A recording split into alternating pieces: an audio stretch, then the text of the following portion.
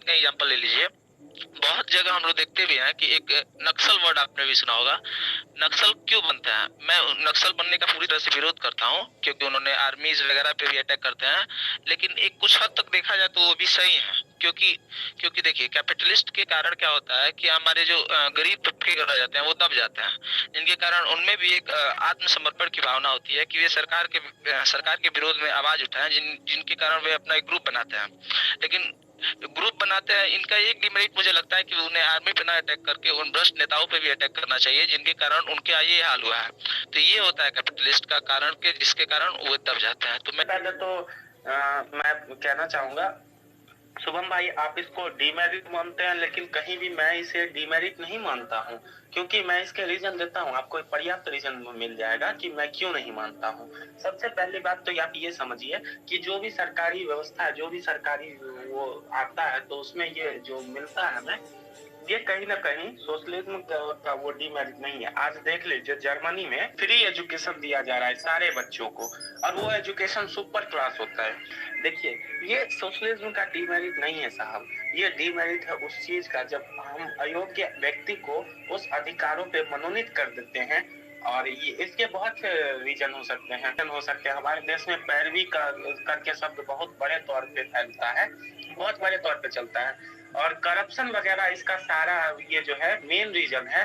और गवर्नमेंट, सबसे पहली बात तो ये समझिए साहब, वो जितने भी गवर्नमेंट सरकारी संस्थाएं हैं, वो एक तरह से किसी न किसी रूप में सरकार पे बोझ होती है, सरकार की जवाबदेही होती है। तो सरकार चाहती है कि उसे धीरे धीरे दबा के खत्म कर दिया जाए। तो कहीं ना कहीं ये सरकारों की नीति होती है कि प्राइवेट को खूब ज्यादा बढ़ावा दे रहे होते हैं, और गवर्नमेंट को धीरे धीरे दबा के इतना नीचे ला कि सोचते हैं कि एक समय आएगा जब हम इस जिम्मेदारियों से मुक्त हो जाएंगे। आज ही के डेट में देख लीजिए ना, रेलवे सरकार पे बोझ थी, रेलवे को सरकार ने प्राइवेट कर दी। सुविधाएं होती है वो सरकार पे यकीनन किसी न किसी रूप में बोझ होती है, सरकार उससे मुक्ति पाना चाहती है। It's time for capitalism team.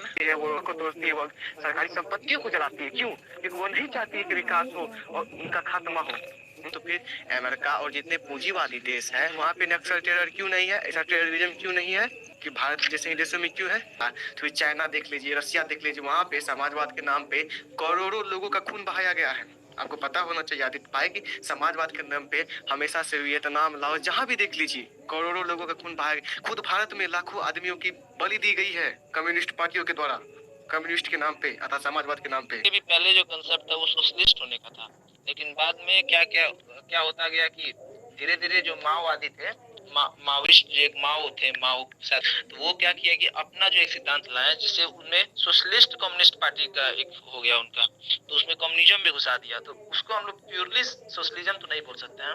Socialism एक कल्पना ही देख लीजिए, या बहुत सारे देश होगा, मुझे अभी उसके बारे में याद नहीं है।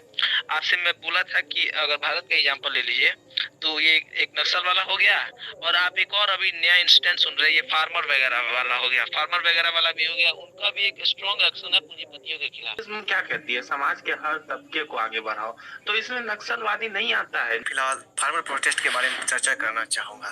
तो अगर सरकार इन्वॉल्व रहती है पूरी तरीका से, जहाँ तक मैंने देखा है कि बस एक एमएसपी भी चलता है, इतना प्राइस टैग कर दिया गया है, आपको चाहे कितना भी खर्च हो अनाज पैदा करने में या कम हो जाए तो फर्क नहीं पड़ता, जिस कारण कभी किसान को, मैं फायदा तो ज्यादा नहीं देखा हूँ लेकिन घाटा देखा हूँ। लेकिन हाँ, अगर पूंजीवाद की तरफ ज्यादा है तो मैं देखता हूँ खेत में ही अनाज खरीद कर ली जाती है पूंजीपतियों के द्वारा, और वहाँ पे उनको अच्छे दाम मिलते हैं। ऐसा नहीं है कि उनको नए दामों पे खरीदा जाता, जैसे कि फार्मर प्रोटेस्ट किया जा रहा है। आज मैं बताता था कि पंजाब और हरियाणा तरफ के लोग क्यों प्रोटेस्ट कर रहे हैं, क्योंकि ये बिहार जैसे ओरिजिन से अनाज खरीद के लेके जाते हैं और वो सरकार को जाते हैं। जैसे वो अभी बोले थे, और किसान को मतलब उतना नहीं दिया जाता है सरकार के द्वारा लाभ, मुझे लगता है लाभ दिया ही जाता है। जैसे इस बार भी पूरा बाढ़, मतलब बारिश के समय था, तो जहाँ भी फसल नष्ट हो गया तो फिर भी सरकार तो कुछ लाभ दिया था।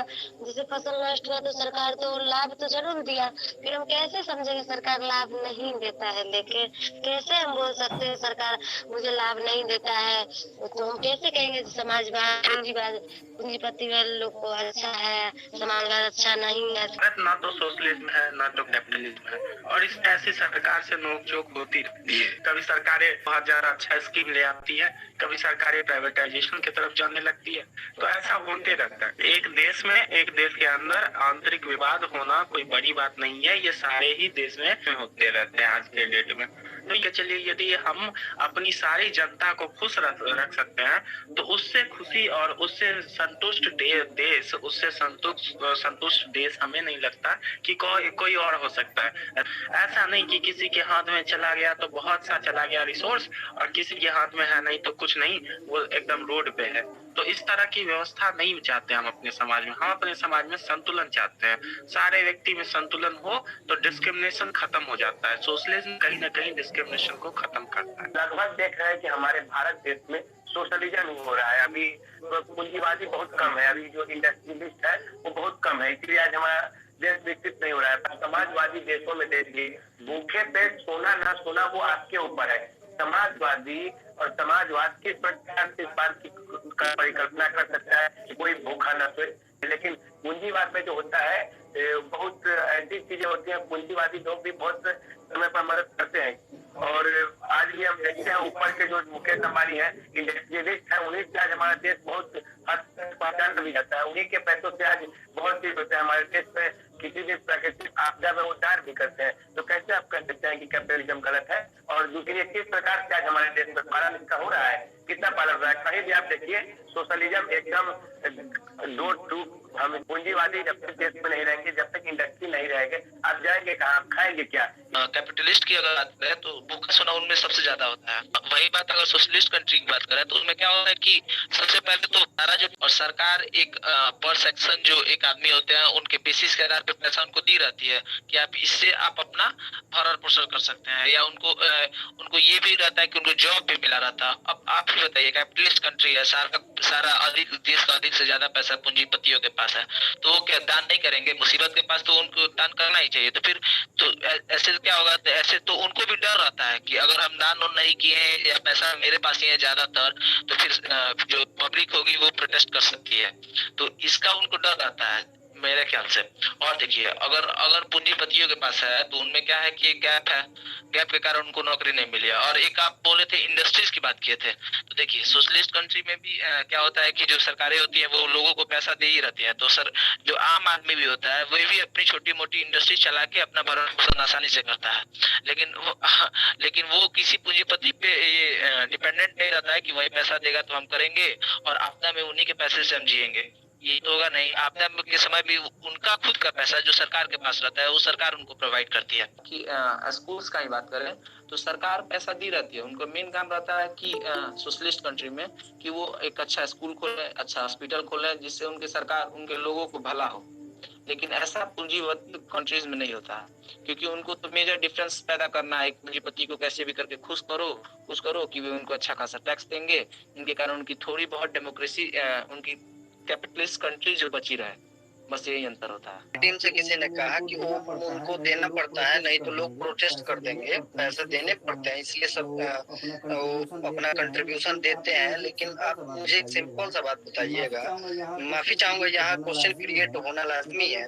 बिकॉज अगर आपके पास 50,000 रुपया है और मैं आपसे उधार मांग रहा हूँ, अगर आपकी इच्छा, आप तो स्वेच्छा पे है कि आप इंटरेस्टेड है तो दे, अदरवाइज नहीं दे, तो क्या आप पे हम प्रोटेस्ट कर देंगे, हम आपको पीटने लगेंगे? ऐसा तो बिल्कुल नहीं है लगता है मुझे। एंड जैसा कि आप लोगों ने कहा, मतलब कि सोशलिज्म की चिंता है कि तभी संभव है जब तक समाज में सोशलिज्म नहीं आएगा। अगर 8 घंटे कोई रिक्शा चलाने वाला है तो एक्चुअल में वो मेहनत करता है। तो यहाँ देखिए भाई साहब, इस दुनिया में या फिर सोशलिज्म हो या फिर कैपिटलिज्म हो, कहीं भी हो तो एग्जिस्ट करता है तो वैल्यू एडिशन। अगर हम काम करते हैं कोई, हालांकि 24 घंटे के लिए दिन और रात सबके लिए होता है, लेकिन एक स्टूडेंट, हमारे गार्जियन हमको क्यों पढ़ाते हैं? ताकि हम अपना वैल्यू एडिशन करें। कल हम भी अर्निंग करेंगे, मुझे पता है। तो कल मतलब कि 5 साल के ही थे तभी से क्यों नहीं रिक्शा चलाने की ट्रेनिंग क्यों नहीं लेने लगे?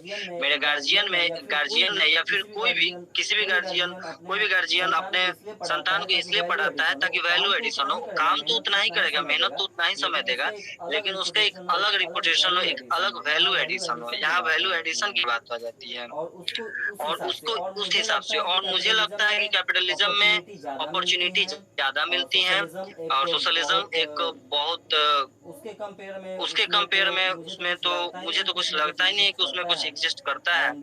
एंड कैपिटलिज्म में अगर आप में एबिलिटी है तो आपको उसको आगे बढ़ाती है। सोशलिज्म में इम्प्लीमेंट होना बहुत ही पॉसिबल, बहुत हद तक तो पॉसिबल नहीं लगता है मुझे।